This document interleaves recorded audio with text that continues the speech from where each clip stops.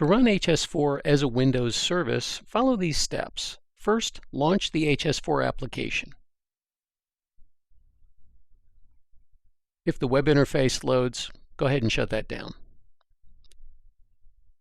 Then locate the HS4 system tray icon, right-click on it, and select Install Service. At this point, you'll need to close the HS4 application.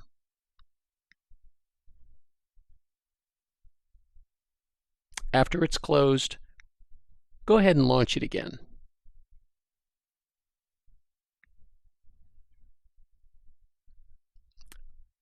At this point, we'll need to start the Windows service. So right-click on that icon again and select the option to start service.